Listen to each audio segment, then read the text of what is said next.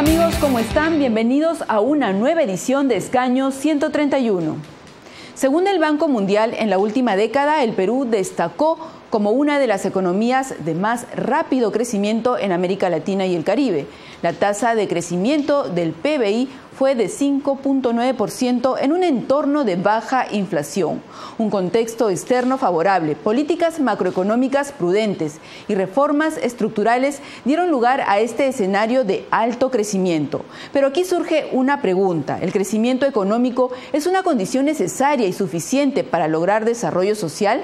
El tema de hoy, factores que influyen en la economía del país. Para tratar este tema, tenemos como invitados al congresista Rolando Reategui, miembro titular de la Comisión de Economía, Banca, Finanzas e Inteligencia Financiera, y al economista Juan Carlos Odar, analista en temas económicos.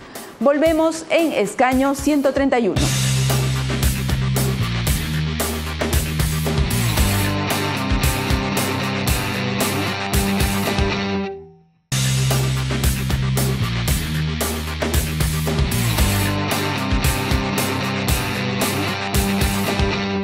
Estamos de regreso en Escaño 131 y nuestros invitados ya se encuentran en el set de televisión. Es el congresista Rolando Reategui y el economista Juan Carlos Odar. El tema de hoy es factores que influyen en la economía del país.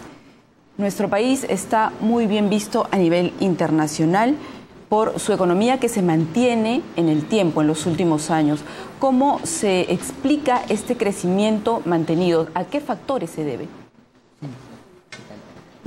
Bueno, básicamente lo que tenemos es una acumulación de un buen periodo de crecimiento de la economía mundial, precios favorables de minerales que permitieron generar un excedente para poder manejar una situación como la de ahora, donde la economía mundial ya no está tan bien como se veía en años anteriores. ¿Son factores internos, factores externos? Es una combinación de los dos, impulsados sobre todo por los factores externos, que han permitido mejorar las condiciones locales, ¿no? Por ejemplo, ahorro fiscal. La posición fiscal ahora ha podido mejorar mucho a partir de la acumulación de superávit, ¿no?, asociado a buenos precios de minerales, ¿no? Y además eso también permitió la acumulación de reservas internacionales por parte del Banco Central en un contexto favorable, en un contexto positivo para la economía. Entonces, ahora que la situación ya no es tan favorable, tenemos a China creciendo menos, Estados Unidos que parece que se está recuperando, pero no necesariamente a una tasa muy rápida, la economía mundial crece menos que antes. Pero esto está afectando también a nuestro país. Así es. Y justamente queríamos saber, congresista, ¿a qué se debe esta desaceleración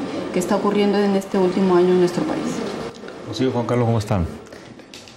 Básicamente hay factores internos y también externos, ¿no? En la parte externa ya le explicó Juan Carlos. En la parte interna hay mucho ruido político también que hace que la falta de confianza, las expectativas que tienen los agentes económicos en un gobierno que no está fuerte, entonces limita mucho a una inversión segura. Y eso es un factor que principal, básicamente un factor interno y sobre todo las expectativas del crecimiento mundial. Son también factores que inducen a que la economía peruana no haya caído muy fuerte, sino al menos haya mantenido parte de su crecimiento. El año pasado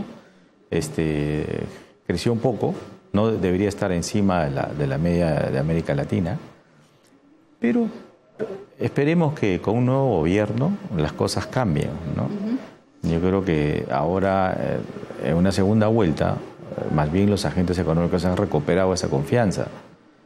Y otro de los detalles es que no ha habido en el Perú una situación muy crítica de violencia, básicamente laboral, muchos conflictos sociales en extremo no hubo.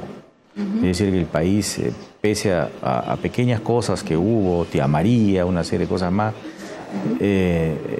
no fueron tan grandes en el peso económico generalmente, pero se ha logrado salir un poco. A pesar de este crecimiento económico y de la desaceleración que está pasando el país, los peruanos no sentimos que este crecimiento económico se refleja en beneficios para el ciudadano, ¿no? En crecimiento también social.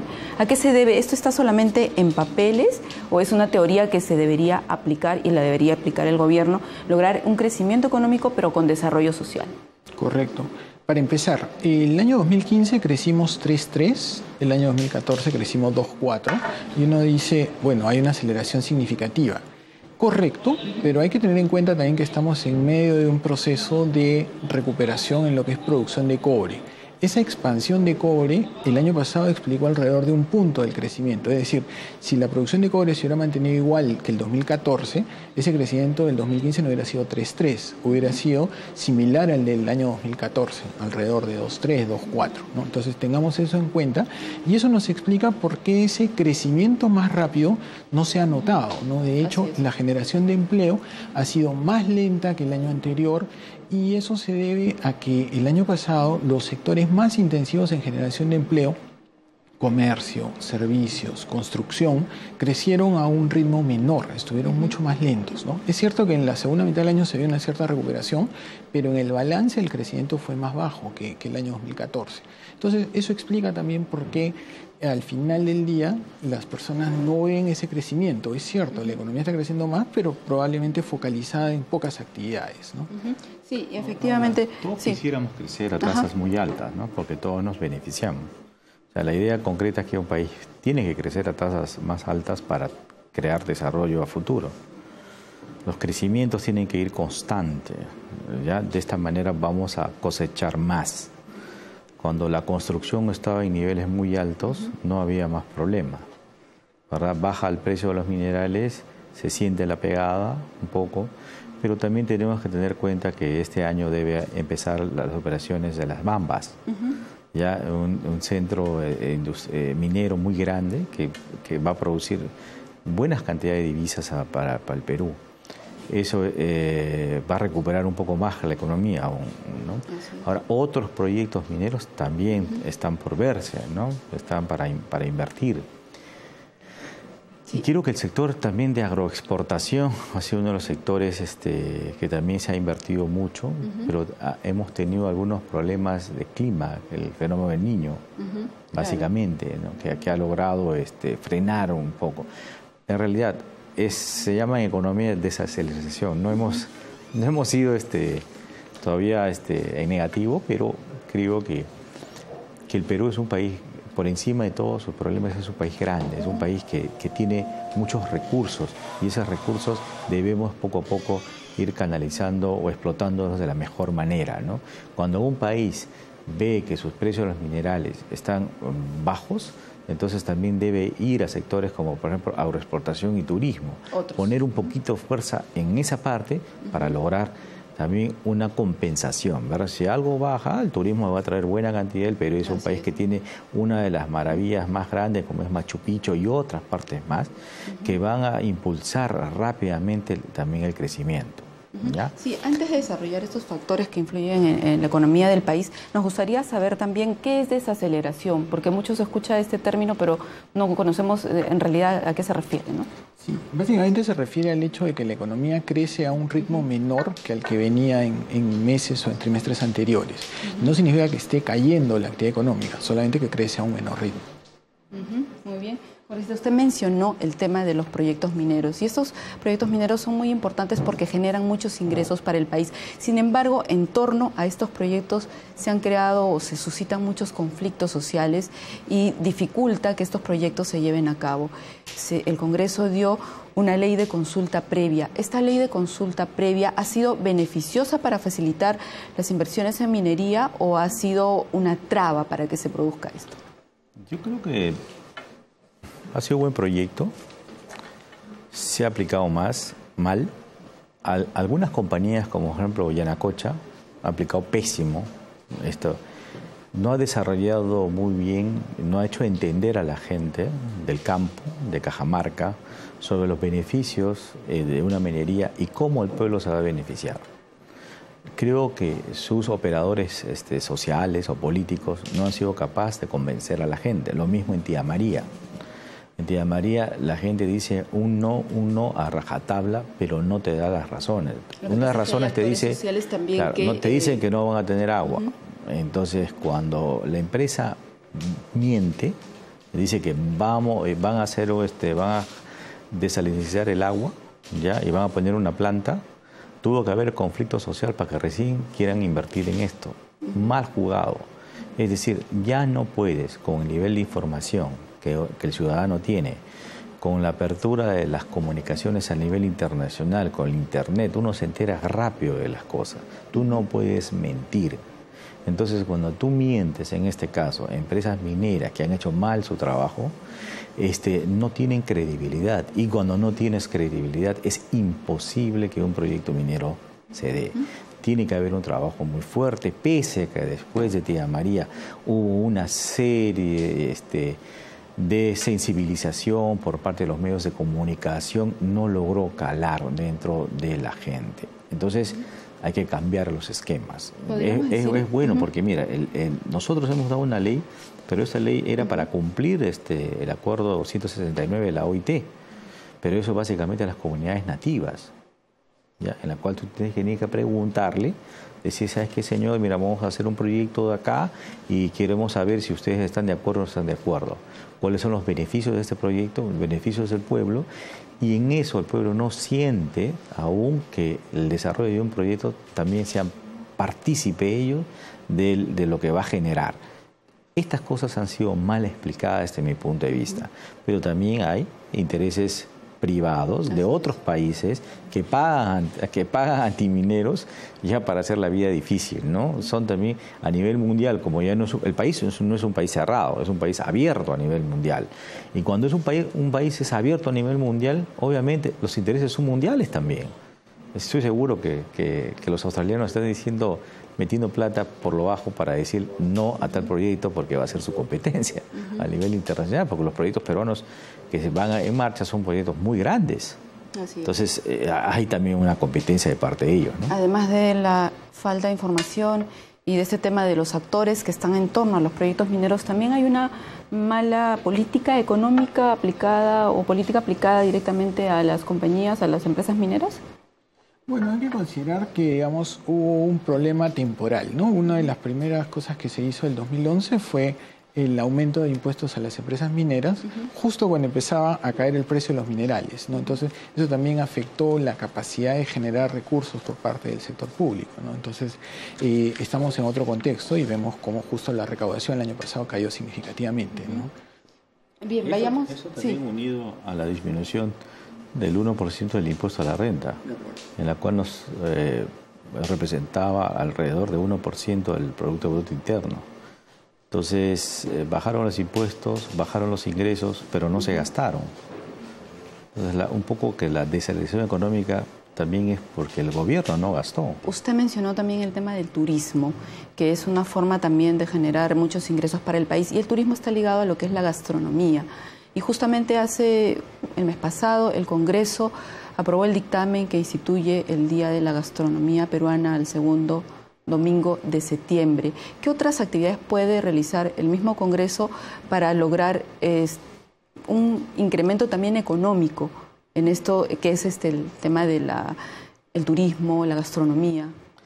Yo no soy muy partidario de muchas leyes, porque las leyes a veces son letra muerta y todo el mundo dice la ley, ¿no? Pero por ley mismo no vas a poder lograr el desarrollo. Se dio un gran paso. En cuanto al desarrollo del turismo, hay que tener un gran nivel de operadores turísticos capaces de vender bien el Perú, en el sentido de vender hacia afuera para tener más turistas. Pero también nos falta una serie de desarrollos puntuales, ¿no? Desarrollos muy competitivos en cuanto a que los restaurantes, hoteles tienen que tener muy buena limpieza, muy buenos botones le llamamos a los, ¿no? Buenos chefs, buenos meseros, buenos que den un servicio de calidad a uno, ¿no? Nos falta ese desarrollo, sobre todo el desarrollo del capital humano es importantísimo. Los invito a acompañarme en el siguiente bloque para seguir conversando sobre este importante tema. Vamos a ir entonces a una pausa y retornamos aquí en Escaño 131.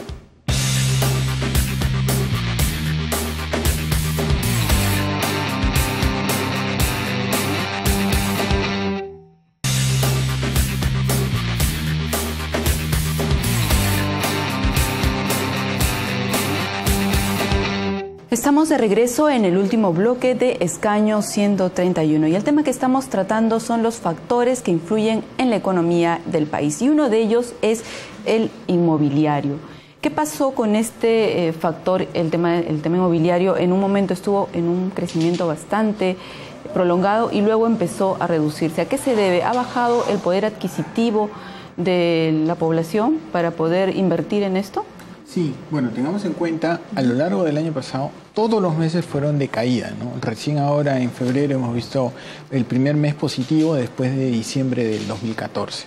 Y ese menor crecimiento de la construcción, de hecho, esa caída en la construcción, está respondiendo sobre todo a un contexto en donde el tipo de cambio ha venido subiendo de una manera bastante rápida y eso un poco ha puesto en alerta a los potenciales compradores de inmuebles. Es decir, el tomar una deuda en un contexto en el que posiblemente se le encarezca el pago de sus cuotas a lo largo del tiempo, ha hecho que la gente piense mucho más el tema de comprar un inmueble antes, ¿no? Lo hacía mucho más dinámicamente en la medida que el tipo de cambio estaba bajando y eso lo ayudaba. Esa perspectiva favorecía mucho el dinamismo de construcción y veíamos típicamente tasas de crecimiento de 2 dígitos, ¿no? Ahora estamos en una situación lo contrario, donde además existe la posibilidad de una pronta subida de la tasa de interés. Ya ha empezado a subir en Estados Unidos, lentamente, pero está subiendo, y queda también por ver qué pasa a nivel local, ¿no? Entonces, en ese contexto, esa expectativa de mayor riesgo, o por lo menos mayor incertidumbre, hace que el dinamismo del sector se modere. Muy bien. ¿Y cómo podremos conseguir, congresista, que el Congreso apoye a este crecimiento económico que tiene el país? ¿Cómo se puede mantener de manera conjunta entre el Poder Ejecutivo y el Congreso de la República?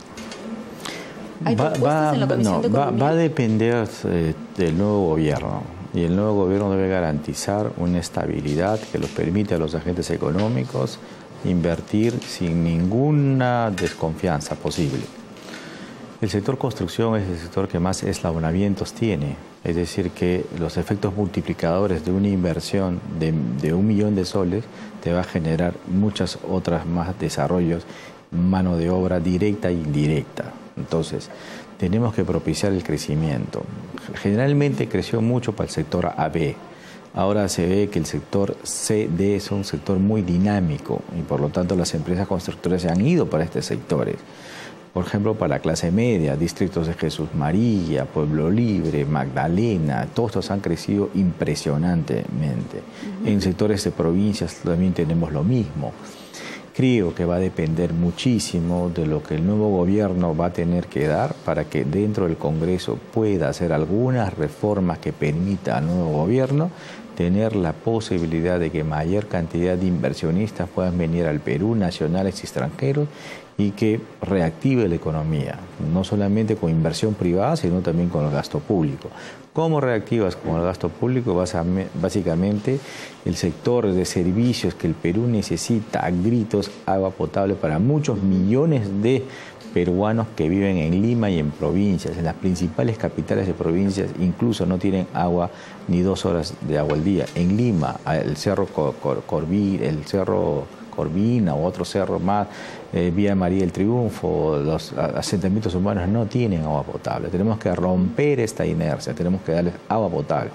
Por eso es importantísimo que el nuevo gobierno que entre debe dar nuevos programas que permitan elevar la productividad, pero sobre todo elevar la inversión para poder tener más crecimiento económico. Sí, justamente como dijiste, el tema de la economía nacional tiene rostro humano, definitivamente, y esto se mide en el grado de pobreza o en el grado de satisfacción que tiene el ciudadano con servicios básicos, agua potable, luz y otros servicios como salud, educación, trabajo, ¿no? ¿Cómo se mide la pobreza? Bueno, básicamente La medición que se sigue usualmente es con una capacidad de compra de una canasta, ¿no? Es decir, las personas que tengan una capacidad de gasto menor a lo que cuesta esa canasta mínima de consumo, entonces están en situación de pobreza. Ahora, hay una situación de pobreza extrema que hace que esa canasta de consumo que no se llegue a tener incluya solamente los bienes esenciales, los básicos, ¿no? Es decir, alimentación y vivienda. Teniendo eso, o mejor dicho, quienes no alcancen a cubrir ese consumo mínimo están en pobreza extrema, ¿no? Los que están por arriba no necesariamente están fuera de la situación de pobreza, están en situación de pobreza si es que no alcanzan a cubrir la canasta de consumo que incluya otros bienes, ¿no? Otros servicios, como por ejemplo transporte o por ejemplo algún nivel mínimo de acceso a salud o educación, ¿no? ¿Y cómo ha ido esto evolucionando el tema de la pobreza? ¿Se ha reducido en nuestro país? Se ha reducido de manera significativa asociada al periodo de crecimiento que hemos tenido, ¿no? Si lo vemos hacia el año 2000, la tasa de pobreza estaba cerca del 60% de la población. Ahora estamos hablando de una tasa de pobreza que está alrededor del 22% de la población. Dicho eso, todavía estamos hablando de alrededor de 6,5 millones de personas que todavía están en situación de pobreza. Es mucho menos que antes, pero todavía tenemos que considerar que es un número significativo de personas. Todavía hay un trabajo pendiente con ellos. Así es. Efectivamente. Congresista, usted mencionaba el tema del reto que le queda al próximo gobernante para poder mantener este crecimiento económico. Y en este tema, ¿considera usted que sería viable ir reduciendo de manera progresiva, por ejemplo, a un punto porcentual anual el tema del IGB? ¿Esto es posible como propuesta para un próximo gobierno? Mira, en teoría económica te dice, ¿no? Cuando bajas más el impuesto, la gente va a empezar a pagar más. Pero en la práctica, en el Perú, eso no funciona.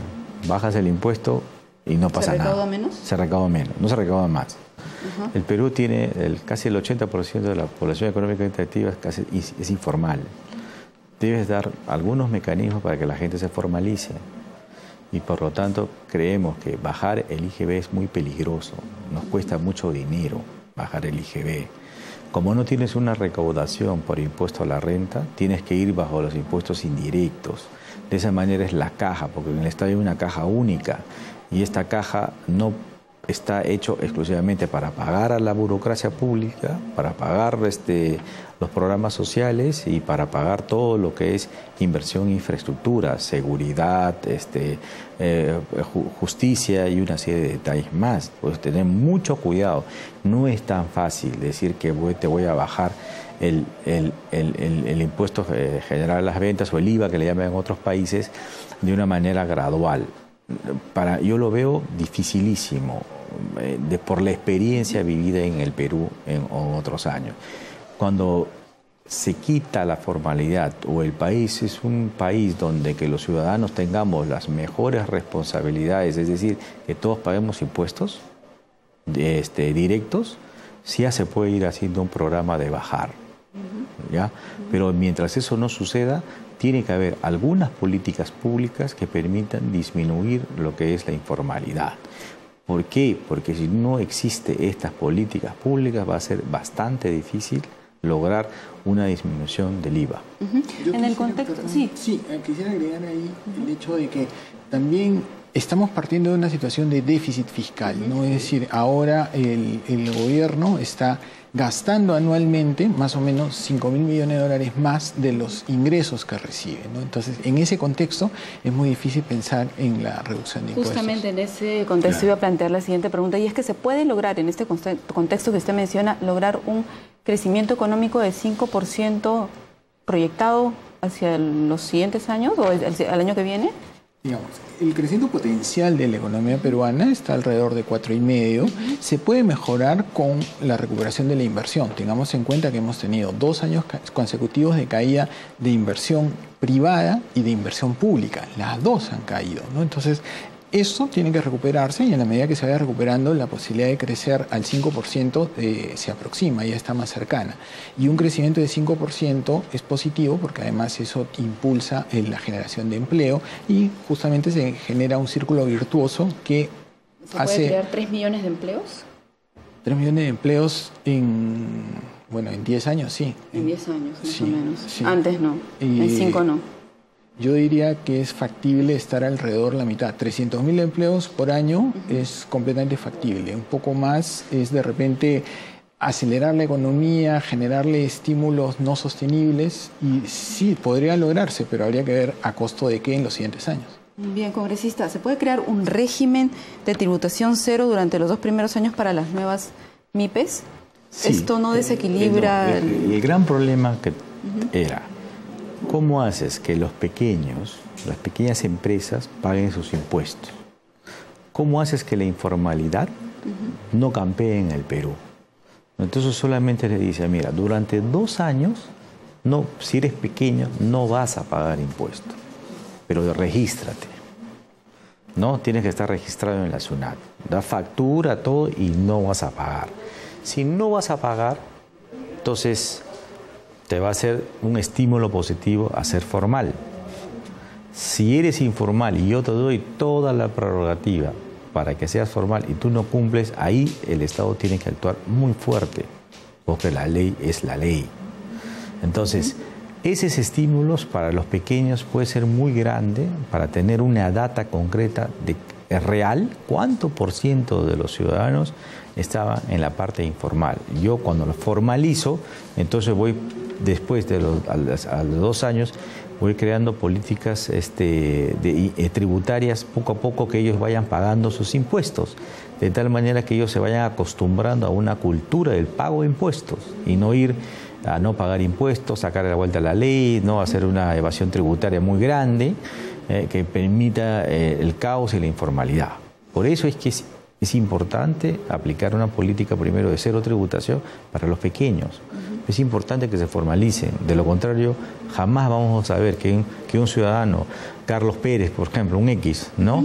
Se hace una casa inmensa y no se le conoce trabajo, no se le conoce ningún, pero es informal. De repente está venido de las calles, de repente la calle es muy rentable. No, pues si tú le dices, oye, mira, acá te doy todas las garantías debidas para que tú puedas inscribirte, ser formal y no vas a pagar impuestos, estoy seguro que esto es una muy buena política. Bien, congresista, hemos visto entonces en este programa que la economía no solamente se trata de cifras, de porcentajes que quedan finalmente en un papel, sino que tiene rostro humano y es el rostro de una sociedad que justamente espera que esta bonanza económica le llegue a todos los peruanos. Hemos concluido, ya no nos queda más tiempo. Agradecemos a nuestros invitados por su participación en el programa de hoy y a nuestros televidentes también por su sintonía. Conmigo será hasta otra oportunidad.